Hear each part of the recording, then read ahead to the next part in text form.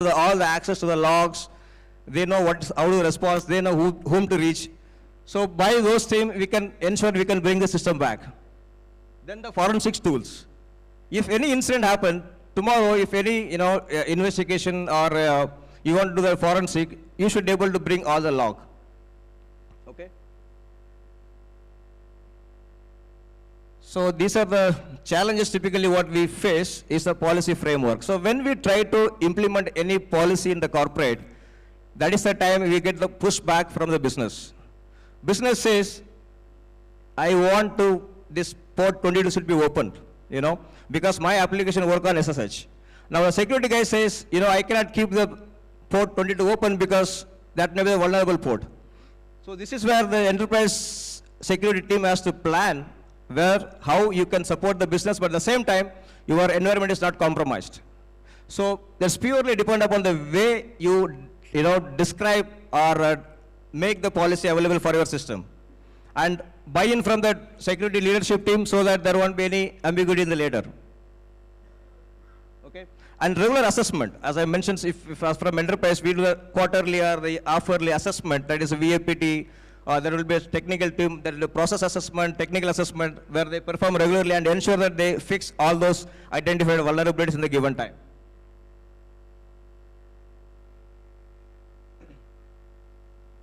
So when we design, these are the key areas we should keep in mind. System administration, how I can secure the system administration area. The network security, application security, endpoint security. So if you see, it has 11 different functional areas. I am covering almost everything. Technical, non-technical, incident response, audit, training, including training, because training is very important. How I create the awareness to my end users or my the BPO agents or the guys who are in the ground, because they should know how do I secure. So we take care of awareness and the training to the staff also. Okay, so it's not only technical. If I have the firewall or IDS or IPS, it's all ready and my data is secure. It's how we hygienically training our staff and showing them do not click on unwanted emails, things like that. So that can be managed through architecture. Then you have the programs, how do you manage, the policy, the people, the budget. So because enterprise, for the student, that's fine, you can go into the R&D. For enterprise, I cannot blindly go and procure any, what the devices I need. There should be proper justification. I should get the approval from the higher authority. So that is called budget. Then the feasibility studies, whether it is possible for my environment. So then the strategy, whether this particular, controls or this particular firewalls or any devices, in fact, whether it is going to help my business. What is the benefit I can get from this implementation of the security, how it will enhance my business. So those are the areas we have to really focus when you plan enterprise security. Then the operations. Enterprise, the biggest problem is the operations. I can establish a SOC today. I kept all devices up and running. My SIM is really working fine. I have highly secure my endpoints. But the operations related issue, right? If any incident reported, how are you going to do the forensic or how I'm going to manage the incident, entire incident life cycle? So that is, we have always the enterprise security operations team. That is going to be one of the challenge, right? So because somebody designed, somebody implemented, and someone operations. So there are 3 different teams who do not even know guys on the ground who decided, who designed, and how they implemented, right? So operations one of the challenge area. Then regular assessment. So now I have implemented everything. I am live. Then regularly we do verify. We do the assessment on our environment, how healthy mine is. Okay, there will be a number of monthly report or the quarterly report or the quarterly assessment. Then we have to ensure that if we identified any of the vulnerabilities, how do we patch? Again, the challenge comes here is when you try to patch, what are the impact going to be for the business? Will the business allow the change management? Right? It is not something I can blindly go ahead. If I found any vulnerabilities, I cannot go ahead and implement it, right? I have to get the approval from the business. I have to get the approval from the change management team. So there are a lot of challenges as far as enterprise is concerned when you try to implement even the small incident or even a small antivirus patch. If you want to install even a small patch, it has to go through various approval process. Right? So that's what the enterprise security professionals struggle to maintain the hygienic of the system. Okay, so as I mentioned, we have to ensure that, the architecture, the policy, or the life cycle what I'm going to make, or which framework will be going to be more suitable, what kind of controls I can, implement. So in nutshell, when you plan enterprise, first and foremost thing is you have to connect the business. Understand what is the business requirement, then you do basically the gap assessment or analysis accordingly, how you can fit, help the business to run more effectively. Then you can start for the controls, right? Otherwise, typically if you try to implement all the controls, then the business doesn't work, then it's going to be a challenge. So enterprise security works little different than what we learn or what we, study from the books or the internet.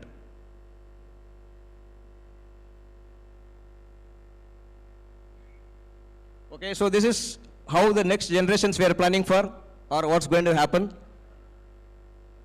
As I'm continuously talking about, cybersecurity professional must learn how to work with the business. Because the problem is for the security professionals when we hire, they try to showcase the talent or the, intelligence what they have. Because they never align themselves with the business. So what happens if I implement all those controls and block everything, done. Then my business application may not function properly, right? So not only the technical, you have to ensure that how you align yourself, learn the process or the policies or the framework, then align yourself with the business. Because end of the day, when you join enterprise, it is not only security, it is the business is first, right? We are going to be only the helping hand, not the, we cannot control the business. So we have to be align our policies according to the business, right? So this is going to be next generation. Because the attacks are more intelligence, the attacking style is increased, the social engineering increased, social media, through that, we can reach out the systems from which organizations, who's uploading what. So, but the key thing is detection. If I am effective enough to detect any attack going to happen, whether through any media, I should be able to solve that as an issue, right?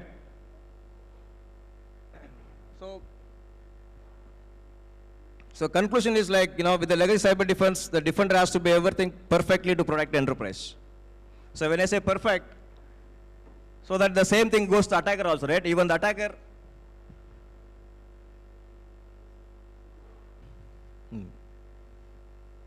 So as a defender, we have to be complete everything perfectly, and obviously, but again, attacker going to be more effective than the security professionals. So ensure that we, as I mentioned again and again, we have to be align ourselves with the business, and because when we join organizations, we always believe that hacking, especially if when I hire a hacker, VAPT guy, you always believe that if I exploit or if I do any backend attack, I'm done, my job is done, right? But if you come to enterprise, it is your job to patch that vulnerability also. It is not only finding, right? You have to give the solution also.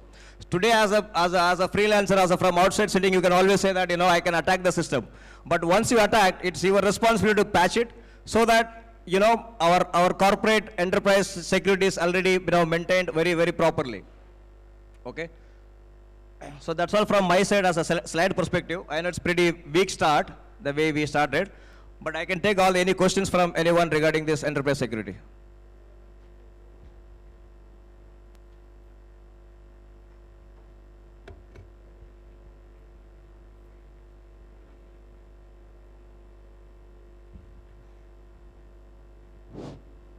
Could you clarify that is, you talk about a lot of, first of all, let me introduce. I'm Shivaraman Armugam from Verizon, which you already mentioned in your slide. So what is my question is, generally you are talking about the data bridges, right? So even in the latest trend is the Yahoo data bridge, okay? So it's not always by the sysadmin who can control the data bridges, right? So what are the activities, or else what are the tools you propose, or else what are the active tools which you are using in your alliance group or in your deep identity? So to understand for the sysadmins as well. So that is, the key thing is the identity theft, right? Right. So when I compromise the identity theft, so that's what we have the products, which is covering entire identity and user lifecycle management. That should be automated. Do not allow the users create manually, and because of that, the system admin or any individual will come to know the password, right? Right. The managers come to know the passwords. To avoid that, ensure that your identity, that is one of the key threat, 2016 threat, the identity theft is one of the key threat. Ensure that we are able to control that. So how do you control? You can place the identity lifecycle management automated. Then the privilege identity management, right? When the issue happens, when you elevate the normal, the user to the privilege user, right? As a privilege user, you have entire access to any system, you can bring it down. So as long as you are able to maintain the privilege IDs by monitoring them, by controlling them, or allowing them what kind of, commands they can execute in the target system, or what kind of, access they can reach out to the network devices. So purely you can control those IDs. Okay. In your designation, I see you as a cloud security, right? Yeah. So because now your slides doesn't cover that. No, yeah, So because that is, I represent Cloud Security Alliance, but that was not the agenda for this. This is purely for an enterprise security perspective. I understand. Yeah. Whether I can put up a question on cloud security? Oh, yeah, Because please. I'm into cloud. Actually, I'm taking care of AWS and even Pivotal clouds also. So what is my question is, how are you going to secure your environment, even if I'm going to be in cloud? Yeah, you have regions, you have different security methods, okay? Because if it is going to be public cloud, I'm going to put my data to an environment which is not going to be, indirectly, it's not controlled by me. So even AWS can do it, or else they can hack into it. Yeah. So what about mechanism you have it for Alliance? Yeah, so if you see cloud compliance metrics, Yep. there's close to 137 controls in the different areas. Right. So if you as a user, right, as a buyer, you go through those 137 controls, and today you can ask your service provider to ensure that he is compliant to all, Okay. which has entire end-to-end control mechanisms from the process, policies, technical control, technology controls, process control, people control. You can see everything. So if that 127 controls in place and you are regularly reviewing it, obviously you cannot protect. I'm not saying it's a silver bulletproof, but 100% you can delay it or detect it properly. Okay. So it's apart from the questions. Yeah. Just could you share your ID so that Oh, we yes. can reach and we can get It's your. benildus@deepidentity.com. So it's very tough to record. I can give it to you. Benildus, my name, @deepidentity.com. Sure, not a problem. Yeah. Thank you. Sure. Thanks for your decision. Yes.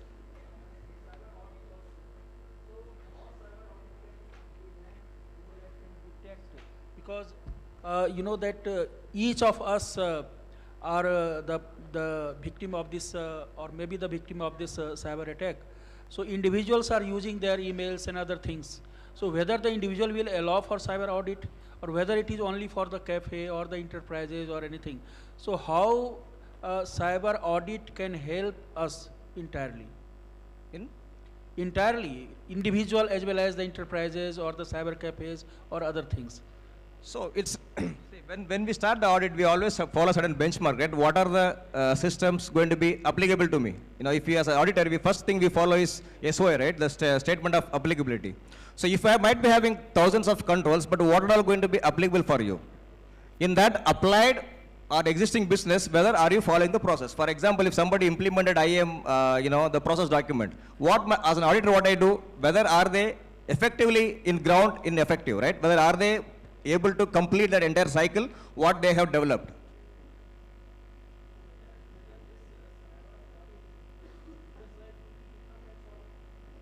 Cyber audit, we maximum ensure that whatever I have committed already, the customer saying that, I follow these are the controls. So I'll ensure I check the effectiveness of the control.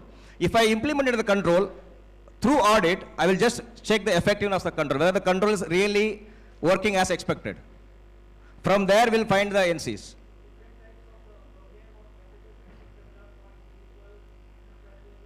Like, for example, ISO 27001, they follow different audit mechanism. Yes.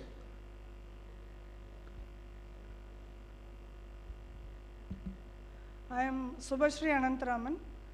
I am a technology and systems consultant. While doing when I do consulting for my customers, I also help them in cyber investigations when some incidents occur. While doing it, fortunately or unfortunately, I have ended up the culprit being one of the person from the same organization. Yeah, So here audit points or audit requirements, everything is fine.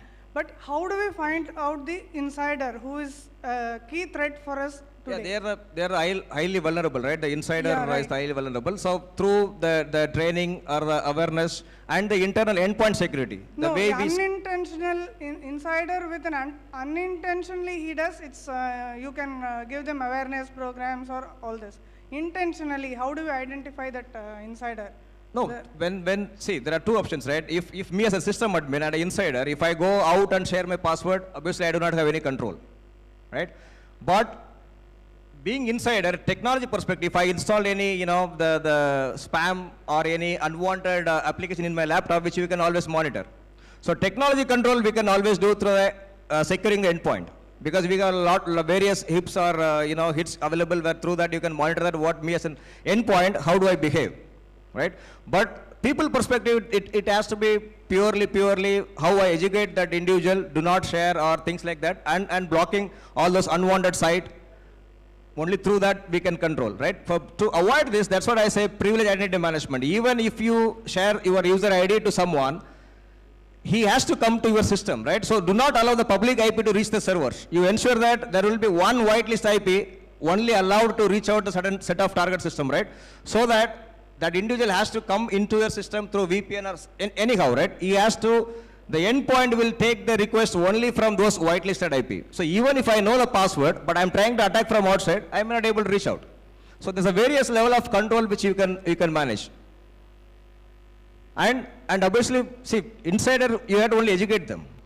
And the actions what you take. If you are able to identify, if I made some nonsense, or I shared the password, I shared any important information to the outside, the HR policy has to be fire me instantly with a proper investigation. So 1 or 2 incidents, if you're able to manage it, then it should be okay.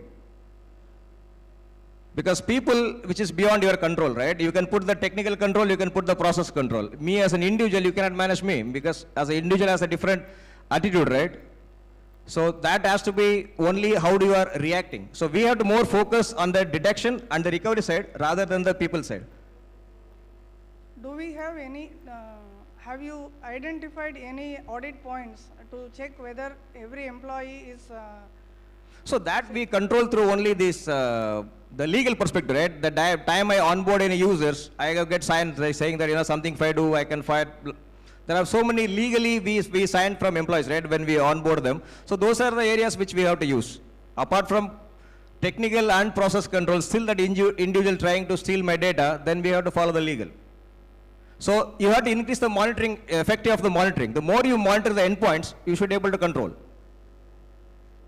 That's fine.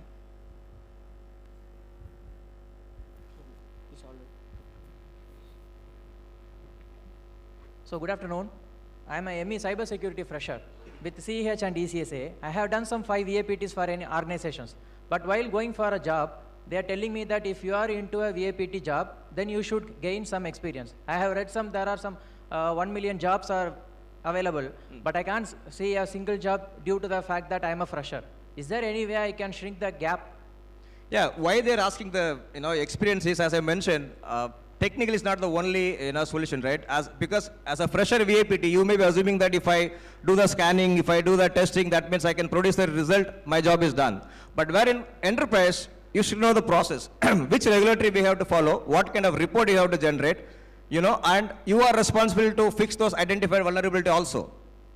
Yeah, that's what I have done in the past 5 VAPTs as a freelancer. Yeah, so you can join some of the company as an intern. That also the experience will help you how corporate follow the process or the policies, right? Okay. Because it's only learning the policies how a corporate works. That is important. That is the reason they always look for the experienced. Even if you are 1 or 2 years experience with the small organizations, but they assume that yes, you know the process, how to run the VAPT servers or the basic application and produce the result, and how do you fix those identified vulnerabilities. Because remediation is important. When you start about enterprise, not only identifying, you have to remediate also. Thank you.